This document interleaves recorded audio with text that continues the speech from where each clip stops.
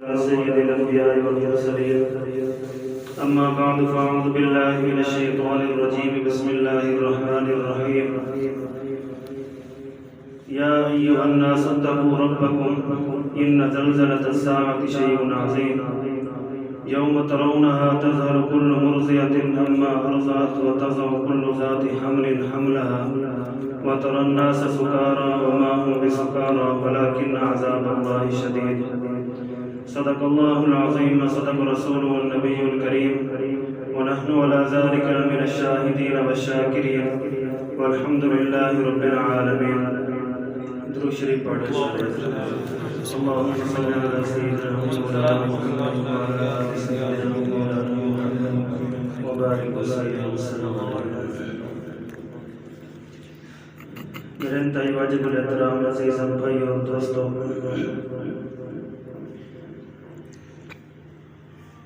میں نے آپ لوگوں کے سامنے قرآن مجید میں سے ایک آیت تلاوت کی ہے. اس کے بارے میں تھوڑی سی گفتگو میں آپ لوگوں کے سامنے کروں گا. پہلے میں نے آپ لوگوں کے سامنے عرض کیا کہ درود شریف پڑھ لیں سارے حضرات. تو آپ لوگوں میں سے کسی نے پڑھا ہے، کسی نے نہیں پڑھا. ہمیں تو ویسے درود شریف پڑھنے کے لیے کہنے کی ضرورت تو نہیں ہونی چاہیے. بندے کو خود کو اگر محبت ہو، عقیدت ہو، بندے کو خود بخود پڑھنا چاہیے. جب خطیب یا نعت خوان یا کوئی بھی یا خود سے جب وہ درود شریف پڑھنا شروع کر دے تو سننے والے سامعین کو چاہیے کہ وہ خود بخود درود شریف پڑھنا شروع کر دے.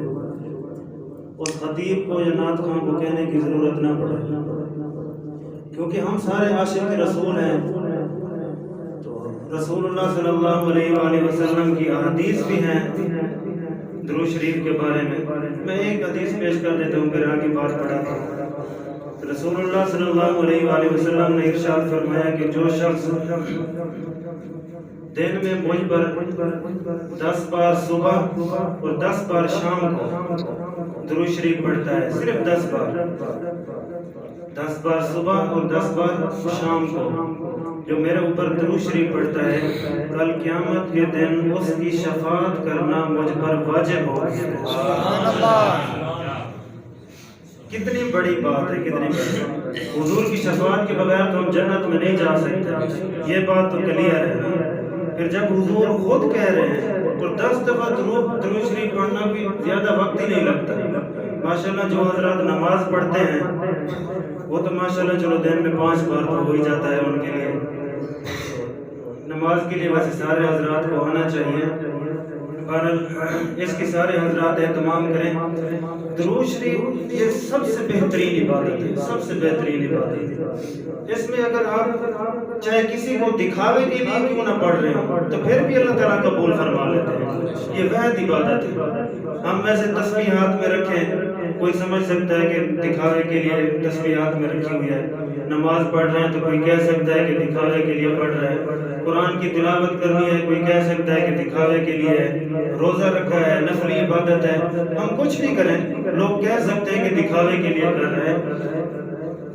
لیکن قربان جب اللہ تعالیٰ فرماتے ہیں تم میرے محبوب پر درود شریف پڑھو چاہے دکھاوے کے لیے پڑھو، میں پھر بھی قبول فرماؤں گا.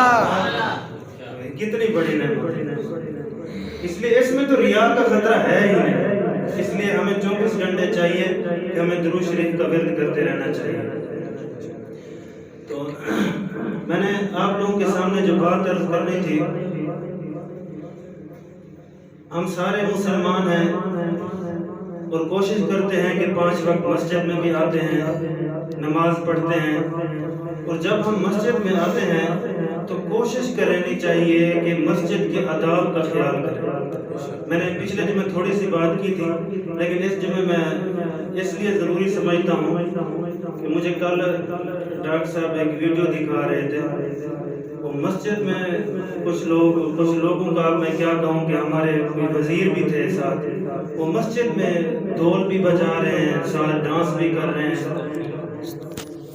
لیکن ان کو اس چیز کی خبر نہیں ہے کہ ہم کہاں کھڑے ہوئے ہیں. یہ مسجد کس کا گھر ہے؟ اللہ کا گھر ہے. اور یہ کتنی معتبر جگہ ہے، کتنی معتبر جگہ ہے.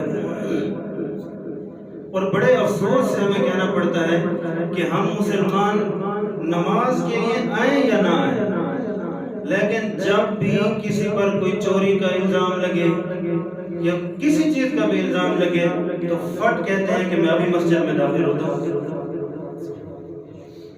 صرف مسجد اس کام کے لیے ہے، لوگوں کو صفائی دینے کے لیے مسجد بنی ہوئی ہے، بس صرف قرآن اس لیے اٹھانا چاہیے کہ میں پھر سچا ثابت ہو جاؤں، بس اس کے علاوہ مسجد اور قرآن کا کوئی کام نہیں ہے۔ اور بڑے افسوس سے کہنا پڑتا ہے کہ آج کل جو ہمارے جو ٹی وی ڈرامے چل رہے ہیں، ڈراموں کے کئی ایسے سین ہیں جو مسجد میں بیٹھ کر ہوتے ہیں، مسجد میں ڈراموں کے سین ہوتے ہیں، اور ہمیں اس چیز کا دکھ ہوتا ہے، پتہ نہیں یہ جہاں جس مسجد میں یہ سین کرتے ہیں وہاں کے علماء کیا کرتے ہیں، وہاں آخر مسجد کے علماء ہوں گے، مسجد کے متولی ہوں گے، مسجد کے خدمت گزار ہوں گے، وہ ان لوگوں کو کیسے اجازت دے دیتے ہیں کہ ایک ڈرامے کا سین کرنے کے لیے وہ مسجد میں آ رہے ہیں؟ یہ مسجد ایسی جگہ ہے، اس وقت ہم بیٹھے ہوئے کس کے مہمان ہیں؟ اللہ کے مہمان ہیں، اللہ کے مہمان ہیں۔ جتنی دیر ہم بیٹھیں گے اللہ تعالیٰ کے مہمان ہیں، اور ہم کسی کے گھر میں اگر جائیں بطور مہمان، وہاں جا کر ہم اگر الٹی سیدھی حرکت کریں تو میزبان کیا سمجھے گا؟ یہ کیا بے وقوف آدمی ہے، یہ کیسا بے وقوف آدمی ہے، یہ اس کو تو تمیز ہی نہیں ہے، کسی کے گھر میں آ کے مہمان کیسے بیٹھتے ہیں اس کو تمیز ہی نہیں ہے۔ اور ہم اللہ کے مہمان بن کر آئے ہیں مسجد میں، اور ہمیں مسجد میں بیٹھنے کی تمیز ہی نہ ہو، مسجد کے آداب کا خیال بھی نہ ہو، مسجد میں بیٹھنے کا طریقہ ہی نہ ہو۔ اس لیے اس چیزوں پر ہمیں سوچنا چاہیے، یہ اللہ کا گھر ہے، یہاں آداب کا خیال کریں، ہر چیز کا لحاظ کریں۔ یہ نماز کے لیے، عبادت کے لیے، تلاوت کے لیے یہ مساجد بنائی گئی ہے، کسی اور کام کے لیے نہیں، کسی کی بے گناہی ثابت کرنے کے لیے مسجد نہیں۔ قرآن اسی لیے نہیں کہ کسی کو بے گناہ ثابت کرنے کے لیے میں نے قرآن سر پہ رکھ دینا ہے، بس اس کے علاوہ قرآن مسجد کا کوئی کام نہیں۔ تو اس لیے ان چیزوں کا ہمیں لحاظ کرنا چاہیے۔ اور پہلے دور میں جب اذان ہوتی تھی نا، ہم دیکھتے تھے تو لوگ اذان کا ادب کرتے تھے، بہت زیادہ ادب کرتے تھے۔ ہم دیکھتے تھے چاہے گھر میں بیٹھے ہوتے تو گھر میں اگر عورت کے سر پہ دوپٹہ نہ بھی ہونا، جب اذان ہوتی ہے تو وہ دوپٹہ سر پہ کر لیتے ہیں کہ اذان ہو رہی ہے۔ اور آج کل دیکھ لو، کوئی کھیل رہا ہے تو اسے کوئی فکر نہیں، کوئی گپے مار رہے اذان ہو رہی ہے کوئی فکر نہیں، کوئی ڈرامے دیکھ رہا ہے، کوئی ڈانس دیکھ رہا ہے اذان ہو رہی ہے، کسی کو کوئی فکر نہیں ہے۔ جواب دینا تو دور کی بات ہے نا، جواب دینا تو دور کی بات ہے، صرف ادب کا تقاضا میں بتا رہا ہوں، ہم ادب بھی نہیں کرتے۔ جب مؤذن اذان دیتا ہے اللہ تعالیٰ فرماتے ہیں یہ کلمات مجھے بہت زیادہ پسند ہے، بہت زیادہ پسند ہے۔ اللہ تعالیٰ کو یہ اذان کے کلمات بہت زیادہ پسند ہے، اور جو چیز کسی کو سب سے زیادہ پسند ہوتی ہے وہی چیز اس کے مخالف کو سب سے زیادہ ناگوار گزرتی ہے۔ یہ دنیا کا اصول ہے، یہ بات آپ سمجھ لیں۔ جو چیز ہمیں سب سے زیادہ پسند ہوگی ہمارے دشمن کو وہی چیز سب سے زیادہ نفرت ہوگی۔ اس لیے جب اذان ہوتی ہے نا، اذان تو جو اللہ کا دشمن ہے نا، میں آپ لوگوں کی بات نہیں کر رہا ہوں، یہ ایسے نہ سمجھے کہ نماز بے نمازی کی بات، میں شیطان کی بات کر رہا ہوں۔ تو شیطان ایسے دوڑ لگاتا ہے، ایسے دوڑ لگاتا ہے، حدیث میں آتا ہے کہ وہ ایسے دوڑ لگاتا ہے، ہوا خارج کرتا ہوا دوڑ لگاتا ہے، اور ایسے ہوا خارج کرتا ہے آواز کے ساتھ ہوا خارج کرتا ہوا بھاگتا ہے اذان سے۔ جیسے کسی محفل میں کسی بندے کی ہوا خارج ہو، کتنا ذلیل ہو جاتا ہے، کتنا ذلیل ہو جاتا ہے۔ تو شیطان اتنا ذلیل ہو جاتا ہے، وہ بھاگتا ہے ہوا خارج کرتا ہے، اتنی تیزی سے بھاگتا ہے، اسے اللہ سے دشمنی ہے نا۔ اس لیے اذان اللہ تعالیٰ کو اتنی پسند ہے اور شیطان کو اتنی ناگوار گزرتی ہے کہ جب اذان کے کلمات آتے ہیں تو یہ دوڑتا ہے، وہاں رکتا ہی نہیں ہے۔ اب یہ سوال ہے کہ شیطان کو اتنی تکلیف کیوں ہوتی ہے؟ ویسے مسجد میں تو ہم آتے ہی نہیں ہیں، 40 لوگوں میں سے 4 بندے مسجد میں آ جاتے ہیں بس، تو پھر تو شیطان کو کوئی تکلیف نہیں ہونی چاہیے، لیکن پھر بھی اسے تکلیف ہوتی ہے۔ اسے پتا ہے کہ میں نے اتنی محنت کی ہے ان کو اللہ کے رسول سے دور کرنے کے لیے، جب اذان ہوتی ہے تو چند بندے 4-5 پھر بھی مسجد میں آ جاتے ہیں، پھر بھی اسے تکلیف ہوتی ہے، اور اگر ہم سارے مسجد میں آ جائیں تو پھر کیا حال ہوگا؟ تو اس لیے کوشش کریں نماز پڑھنے کی، سارے حضرات کوشش کیا کریں، سارے حضرات۔ میں بار بار اس چیز پر توجہ دلاتا ہوں، اور آج کل دیکھ لیں کتنے فتنوں کا دور ہے۔ کچھ دن پہلے آپ دیکھ لیں کتنے زلزلے کے جھٹکے محسوس ہوئے ہیں۔ ہم میں سے کسی شخص کے دل میں کچھ آیا ہے کہ ہم توبہ کر لیں؟ ہو سکتا ہے کسی کو پتہ ہی نہ ہو کہ زلزلہ آیا ہے کہ نہیں آیا۔ ہم میں سے کتنے ہیں جن کو پتہ ہی نہیں ہے؟ ویسے جب بھی کوئی مصیبت آتی ہے تو مسجد کی طرف دوڑنا چاہیے، اللہ کی طرف دوڑنا چاہیے، رجوع کرنا چاہیے نا۔ لیکن پھر بھی ہم ایسے ہی دنیا میں مست ہیں۔ اگر اللہ تعالیٰ کہہ دیتا کہ سارا دن میری عبادت کرنی ہے بس، اور دنیا کوئی کام کرنا ہی نہیں ہے، تو پھر کیا ہوگا؟ لیکن اللہ تعالیٰ نے فرمایا نہیں، مسجد میں آؤ، نماز پڑھو اور جاؤ، دنیا میں جو چاہو کاروبار کرو، یہ کام سنبھالو، یہ کام بھی ہم مسلمانوں نے سنبھالنے ہیں اور کسی نے نہیں سنبھالنے۔ اس لیے 10 منٹ 5 منٹ آپ نماز کے لیے نکالیں، اور اس کے بعد جائیں اپنا کام کریں۔